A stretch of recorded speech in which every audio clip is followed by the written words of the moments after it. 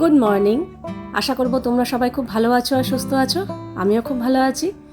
আজকে হচ্ছে 14ই এপ্রিল, মঙ্গলবার। বাজে এখন কটা বাজে? সকাল 8:30 15টা এরকম বাজে। আর আজ হচ্ছে চৈত্র সংক্রান্তি।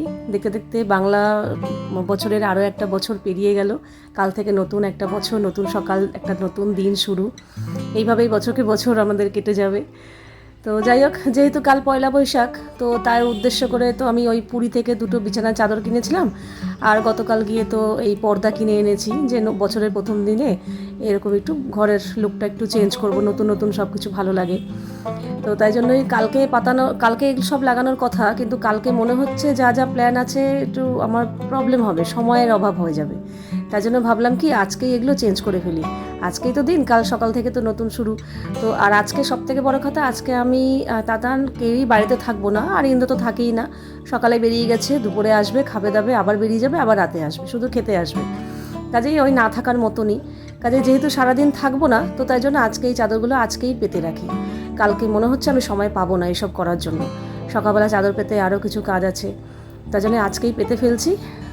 সকাল থেকে ঘুম থেকে উঠেই নতুন নতুন সব দেখতে পাবো। আর আজকে থাকবো না বলতে, আজকে আমি আমাদের বাড়িতে যাব। আজকে যেহেতু চৈত্র সংক্রান্তি, তো আমার বাপের বাড়িতে না অনেক কিছু নিয়মকানুন থাকে, যেগুলো বিলুপ্ত হতে হতে এখন সামান্য কিছুতে ঠেকেছে। আমার ঠাকুমার মুখে শুনেছি বাংলাদেশে যখন থাকতো অনেক নিয়ম পালন করতো আজকের দিনে, কিন্তু সেটা এখানে সম্ভব হয় না। তাই জন্য নিয়ম নিজের সুবিধা মতো ওই তুলতে তুলতে তুলতে তুলতে এখন সামান্য কিছুতে ঠেকেছে। এটাও হয়তো আমার মার বয়স বাড়ার সাথে সাথে এটাও হয়তো আস্তে আস্তে বিলুপ্ত হয়ে যাবে। আমার মা এখনও ধরে রেখেছে নিয়মগুলোকে, আমার ঠাকুমার।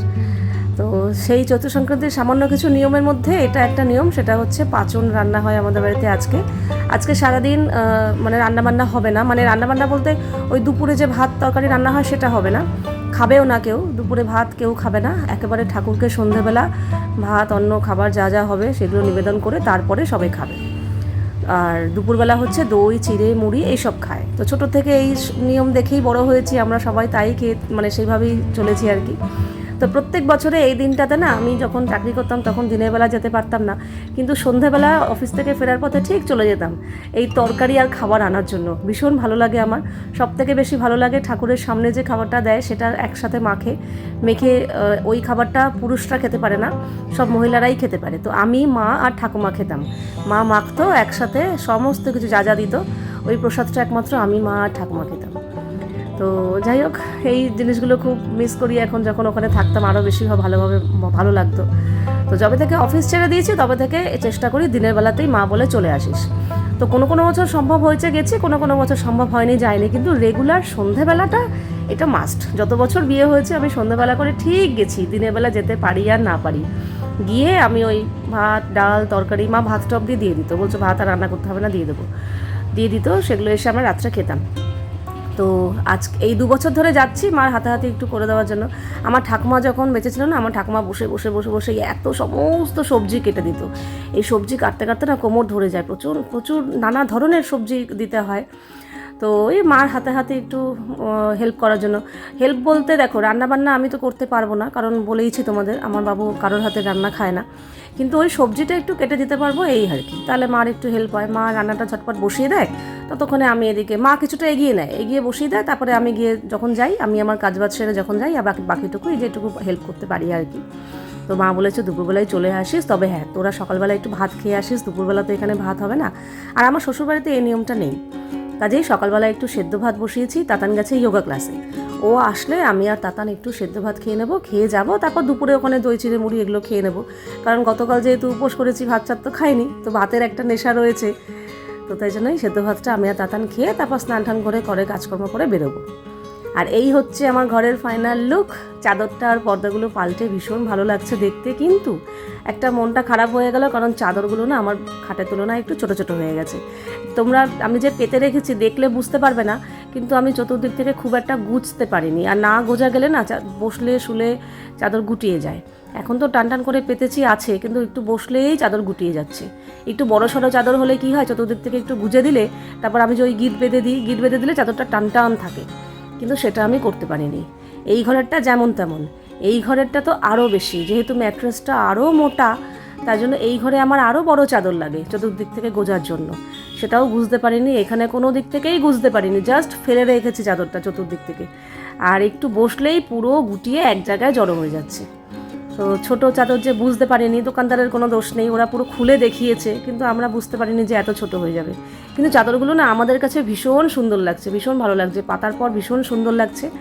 তো তোমরা বলো চাদরগুলো কেমন লাগছে, কিন্তু ছোট হয়ে গেছে, এটাই একটা আফসোস। যাক, এই চাদরগুলো একটু তোলাই রাখবো, মাঝে মাঝে অকেশনালি একটু পাতবো, সব সময় পাতবো না। তো যাক, পর্দাগুলোও টানানো হয়েছে, পর্দাগুলোও কেমন লাগছে বলো। ওই ঘরের আর এই ঘরের পর্দা এবার একটু অন্যরকম আনলাম, মানে প্রত্যেকবার যখন পর্দা কিনি না একই রকম কিনি, এই ঘর ওই ঘর, এবার একটু আলাদা, এই ঘরেরটা আলাদা ওই ঘরেরটা আলাদা।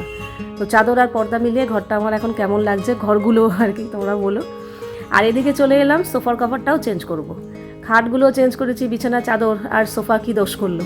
সোফার কভারও আমার এরকম 3টে বানানো, তো ইচ্ছা আছে না আরও 2টো বানাবো, কারণ এই 3টে বানিয়েছি তাও অনেক বছর হয়ে গেছে, এটাকেই অল্টারনেট করে পাতি। তো আরও 2টো বানিয়ে রাখবো একটু অকেশনালি পাতার জন্য। আর এই সাদা কভার আর নীল যেটা পাল্টালাম, এই 2টো কভারই আমার খুব পছন্দের, কিন্তু একটা লাল আছে, ওটা আমার একদম ভালো লাগে না, কিন্তু যেহেতু বানিয়েছি এখন তো পাততেই হবে।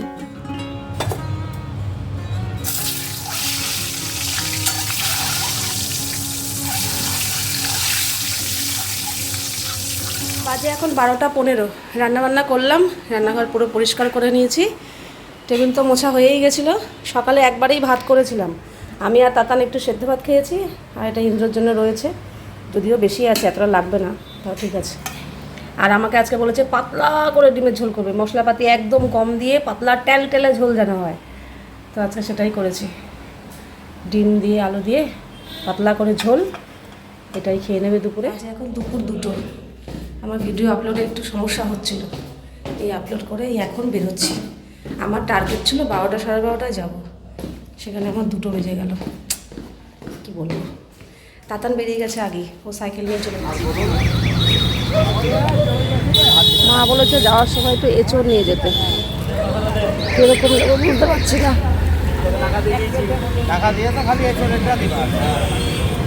এটা কত হবে?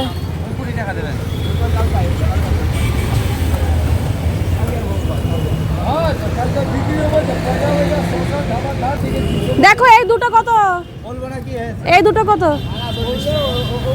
দিদুন বাড়িতে আসার পরেই আবার কাজে ঢুকে গেছে, দিদুনকেও জ্বালাচ্ছে অনেক, দিদুন ওখানে কাজ করছে।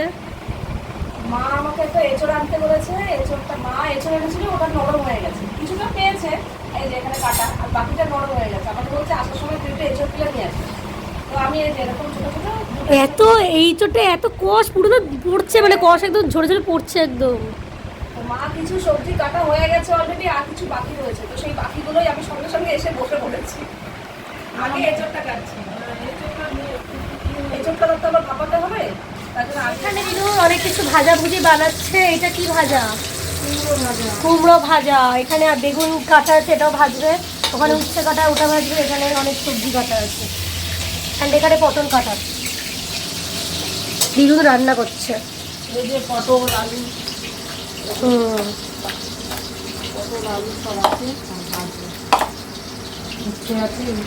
एंड यहाँ पर मेरी मम्मी काट रही है एचोड़ का। বটিতে ধার নেই বলে এখন ধার দেওয়া হচ্ছে না, এটা ব্যবহার হয় না। এইটা হচ্ছে ঠাকুরের নিরামিষ বটি, মানে ঠাকুরের বটি, এটা খুব একটা ব্যবহার হয় না। যা সুন্দর দই দিদি বসিয়েছে, মিষ্টি দই। মিষ্টি দই? মিষ্টি দই আর যে টক দই। এঁচড় তো কাটা হয়ে গেছে, আর এখানে কিছু সবজি কেটেছি, আরও রয়েছে। বাকি ভাজাভুজির যা সবজি লাগে ওগুলো মা কেটে নিয়েছে। এটা হচ্ছে পাচন যে রান্নাটা হবে সেই। তাতানকে দিয়েছিল দই জিরা বড়ি, পুরোটা খেলো না। আর আমার জন্য সাবু মাখা রেখে দিয়েছে কালকে একটুখানি, তো এই সাবু মাখাটা এখন খাবো পরে। আমাদের বাড়িতে এই বাড়িতে নিয়ম আছে দুপুরবেলা ভাত খেতে নেই, দুপুরবেলা দই চিড়ে মুড়ি নারকেল এরকম এইসব খায়। আর সন্ধ্যেবেলা মানে যেই রান্নাগুলো হচ্ছে এগুলো ঠাকুরের সামনে দিয়ে তারপরে রাত্রে ভাত খায়। তাই জন্য এখন এই সাবুটা একটু খেয়ে নিই, দই চিড়ে মুড়িটা পরে খাবো। একটাই কাপ কুমড়োর ডাকা কাটলো দিদুন এখন, পুরো গাছে কি সুন্দর লাগছে। হ্যাঁ কি ভালো লাগছে পুরো গাছের। এই দেখো গাছের কি হেভি লাগে না দেখতে, পুরো গাছের টাটকা। দেখি দেখি পুরো পাতাগুলো কি সুন্দর গো মা, কি ভালো লাগছে আমার। মা নিয়ে গেছে, এগুলো আবার ধুয়ে রেখেছে, এটা ধোয়া না। এরকম সবজি দেখতে কি ভালো লাগে। মা অলরেডি রান্না বসিয়ে দিয়েছে। না এটা কোথায় রাখবো? এটা ওইটা নিয়ে আসবো, সবজিটা থাকবে। ঘিও দাও, তেল ঘি মিশিয়ে। এই যে এঁচড় ভাপানো হয়ে গেছে, এখানে আলু, এখানে কিছু সবজি। আর সবজি কোথায়? এই কটা নাকি? হ্যাঁ, এই হাঁড়িতে কি ছড়ানো ছিল? পাঁচফোড়ন, শুকনো লঙ্কা, তেজপাতা।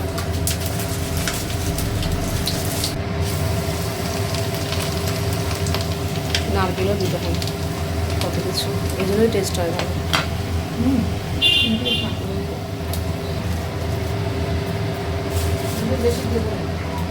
কি জিরের এক্সট্রা আমি মশলা করেছিল এইভাবে, আইনা আবার এইভাবে। এটার এই অসুবিধা, হ্যাঁ হ্যাঁ হ্যাঁ হ্যাঁ, কাটার মধ্যে লেগে থাকে। এটা যে এই এক ঝামেলা।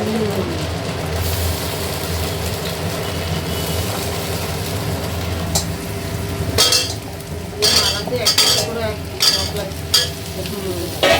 তারপরে মশলা দিয়ে কষিয়ে তারপর এক এক করে সবজি দিয়ে মজা করতাম, করলে না বলে যায় বেশি।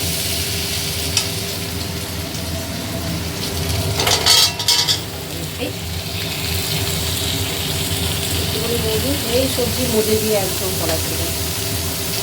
সব রকম সবজি এগুলো দেওয়া হয়েছে, দিয়ে কুমড়ো, উচ্ছে, পটল, মিষ্টি আলু, কাঁচকলা। ও বালতিতে আরও ছিল।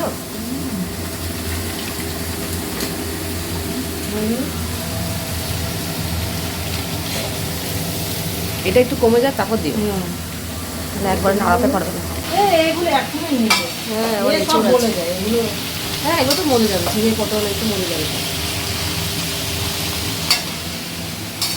করো, রান্না বান্না হয়ে গেছে, এখন ঠাকুরের সামনে খাবার দিচ্ছে। এটাই আমাদের নিয়ম, আগে আরও নিয়ম ছিল।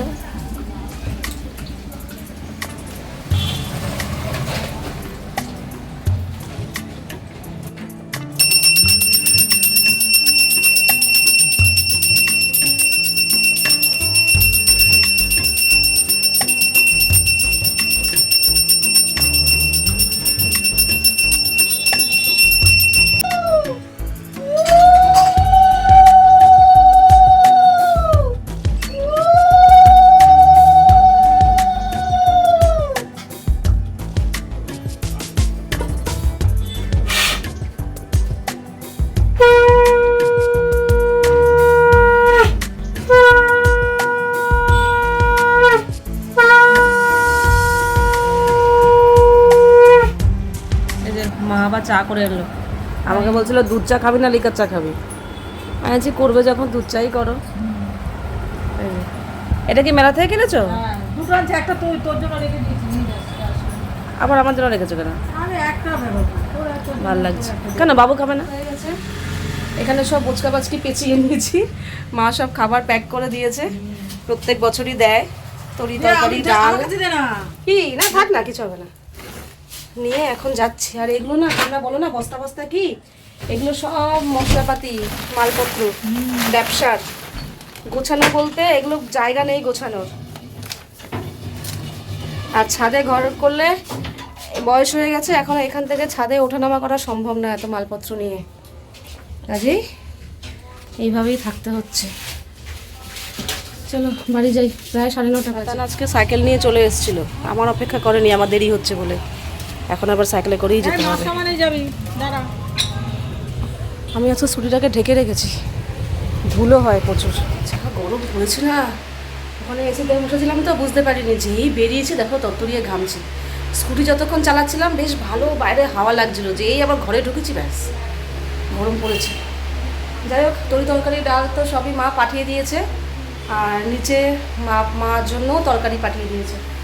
তো আগে দিয়ে আসি, কারণ রাত হয়ে গেছে প্রায় 10টার কাছাকাছি, মারা তাড়াতাড়ি খেয়ে নেয়, জামা পরে ছাড়বো, আগে নিচে তরকারিটা দিয়ে আসি। বলে ম্যাঙ্গো ডাল, এই যে আম ডাল পাঠিয়েছে, এখানে তরকারি, ভাতও অল্প দিয়ে দিয়েছে, এখানে সব ভাজা ভুজি। হ্যাঁ হ্যাঁ, ওই জন্য এরকম টাইপের বেশ সুন্দর লাগে। নেবো না, না। দেখুন, আলু দিও না। আলু দেবো না, বেগুন, বেগুন ভাজা, লাবড়া তো বেটে দেবো হ্যাঁ পটল ভাজা খাবে? না। এখানে বেগুন আর পটল আছে, আর এখানে আলু, ও নিচে ও কুমড়ো ভাজা আছে, দেবো? উচ্ছে ভাজাও ছিল, ওটা মানুষ আগে দেয়। উচ্ছে ভাজা দেখিনি, চাপা দেওয়া রয়েছে। অল্প একটু দাও, এতটা দিও না, এতটা খাবো না, একটুখানি খাবো। তার সামনে দিয়ে দিতে পারতাম। হ্যাঁ আমি তো চাপা দেওয়া ছিল তো দেখিনি তো, এই এখন দেখছি। আর আছে তরকারি। বাজে এখন 12টা 15, খাওয়া দাওয়া সেরে টেবিলটা পরিষ্কার করে ফেলেছি, আর রান্না বান্না করিনি, রান্না করতে পরিষ্কারই ছিল, তবে প্রচণ্ড আওয়াজ আসছে, তার কারণে এখানে স্ট্যান্ড ফ্যান চালিয়েছে, আর গরম পড়েছে। এখন যাবো গা ধোবো, গা ঠা ধুয়ে যে রাতের নাইটি নিয়ে নিয়েছি। এই নাইটিগুলো আর পরবো না, এগুলো এতদিন সকালের দিকে পরতাম, কিন্তু এগুলো এখন একদম পাতলা হয়ে গেছে, একটু একটু রঙও উঠে গেছে, তো এগুলো এবার রাতের জন্য। আমার যেই নাইটিগুলো বাতিল হয়ে যায়, যেগুলো আর পরতে পারি না, ফেলে দিই না, যতক্ষণ না ছিঁড়ছে, ছেঁড়া পর্যন্ত আমি এগুলো রাতে পরে শোবো, রাতে পরে শোবো, ব্যবহার হবে, ধোয়া কাচা হবে, এই করতে করতে যখন ছিঁড়বে তখন বাতিল, আর সহজে ছেড়েও না। অনেক বছর হয়ে গেলো এই নাইটিগুলো, অনেক বছর। এগুলো আর সকালের দিকে পরবো না, রাতে পরে শেষ করে ফেলবো। তো চলো, আজকের দিনটা এইভাবেই কাটলো, কাল থেকে নতুন বছর, নতুন সকাল শুরু হবে, সেটা তোমাদের সাথে যা যা করবো সব শেয়ার করবো। তো আজকের ভিডিওটা এখানেই শেষ করছি, আবার দেখা হবে তোমাদের সাথে নেক্সট ভিডিওতে। তোমরা সবাই খুব ভালো থাকবে, সাবধানে থাকবে, সুস্থ থাকবে। তাহলে love you all, good night and tata.